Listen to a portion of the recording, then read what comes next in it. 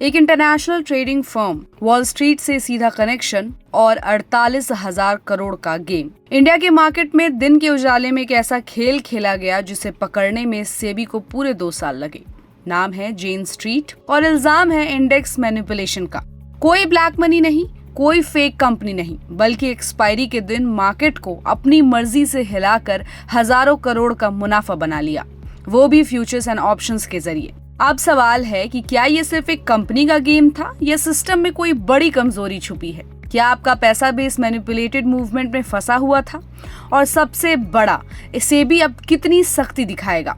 इन सारे सवालों के जवाब दूंगी मैं, लेकिन उससे पहले वीडियो को लाइक करना ना भूलें। देखिए, सेबी यानी securities and exchange board of India ने जेन स्ट्रीट और उसकी कुछ इंडियन और इंटरनेशनल सब्सिडरीज को सीधा बैन कर दिया है। सेबी के अनुसार जेन स्ट्रीट ने बैंक निफ्टी, फ्यूचर्स और कैश से जुड़े ट्रांजैक्शन करके इंडेक्स को गलत तरीके से मूव कराया और फिर उसी मूवमेंट का फायदा उठाकर ऑप्शंस ट्रेड में मोटा मुनाफा कमा लिया। मतलब मार्केट के रूल्स को बाईपास करके इन्होंने एक्सपायरी के दिन इंडेक्स को अपनी मर्जी से ऊपर नीचे किया। सेबी ने इन ट्रांजैक्शंस के जरिए 4843 करोड़ रुपए की कमाई को अनलॉफुल गेन डिक्लेयर किया और इस पूरी रकम को वापस जमा करने का आदेश दिया है। जेन स्ट्रीट को तुरंत 550 करोड़ की रकम एक एस्क्रो अकाउंट में डालनी है, जिससे वो ये केस लड़ सके और आगे अपनी सफाई दे सके। लेकिन सेबी ने ये भी कहा है कि अगर ये पैसा नहीं आया तो आगे की कार्रवाई और ज्यादा सख्त हो सकती है,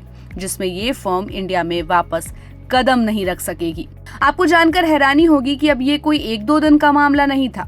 सेबी ने बताया कि ये पूरा पैटर्न 2 साल तक चला, जिसमें जेन स्ट्रीट ने कई एक्सपायरी डेज पर फ्यूचर्स खरीदे और फिर उसी दिन बेच दिए और इंडेक्स ऑप्शंस में मुनाफा कमा लिया। एग्जाम्पल के तौर पर देखिए, 17 जनवरी 2024 को इन्होंने 4,370 करोड़ के फ्यूचर्स खरीदे और 5,372 करोड़ के बेचे, यानी सिर्फ एक दिन में 673 करोड़ का मुनाफा। ये खेल 15 दिनों तक चलता रहा, जहां जेन स्ट्रीट ने इस स्ट्रैटेजी से 3,914 करोड़ रुपए कमाए। बाकी और दिनों की कमाई मिलाकर टोटल आंकड़ा 4,800 करोड़ पार कर गया और यही सबसे बड़ा रीजन है सेबी ने इतनी सख्ती दिखाई।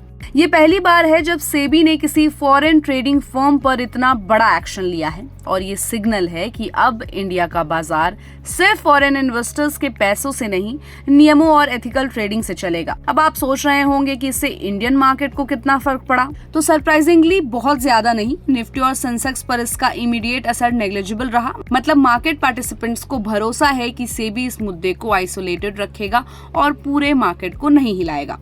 सेबी की इस मूव से रिटेल इन्वेस्टर्स को थोड़ी राहत जरूर मिली है। रीजन, क्योंकि डेरिवेटिव मार्केट में 90% से ज्यादा रिटेल ट्रेडर्स लगातार लॉस में रहते हैं और अगर इस तरह के मैनिपुलेटेड मूवमेंट्स चलते रहें तो इन लॉसेस की डेप्थ और बढ़ती जाएगी। जेन स्ट्रीट जैसे बड़े प्लेयर जब एक्सपायरी के दिन इंडेक्स को कंट्रोल करते हैं तो आम ट्रेडर जो ऑप्शन खरीदता है वो ट्रैप हो जाता है और सेबी की ये एक्शन यही दिखाता है कि अब मार्केट मैनिपुलेशन के लिए इंडिया में 0 टॉलरेंस है। अब सवाल है आगे क्या? सेबी ने ये क्लियर कर दिया है कि अब जब इंडेक्स लिंक प्रोडक्ट्स और एक्सपायरी डे ट्रेडिंग को और गहराई से मॉनिटर किया जाएगा, पोजीशन लिमिट्स को रीसेट किया जाएगा और सर्वेलेंस टूल्स को अपग्रेड किया जाएगा, ताकि ऐसा कोई भी मैनिपुलेशन फ्यूचर में रिपीट ना हो सके। इस केस से एक और बड़ा सिग्नल निकलता है, इंडिया ग्लोबल डेरिवेटिव्स हब बन चुका है और अगर हम एथिकल इकोसिस्टम नहीं बनाएंगे तो फॉरेन ट्रस्ट और डोमेस्टिक पार्टिसिपेशन दोनों पर असर पड़ेगा। तो क्या आपको लगता है कि ऐसे मामलों में जुर्माना काफी है या जेल भी होनी चाहिए या फिर इन्हें मार्केट से पूरी तरह से बैन कर देना चाहिए? हमें अपनी राय कमेंट बॉक्स में दें और ऐसे अपडेट्स के लिए keep watching and subscribe good returns.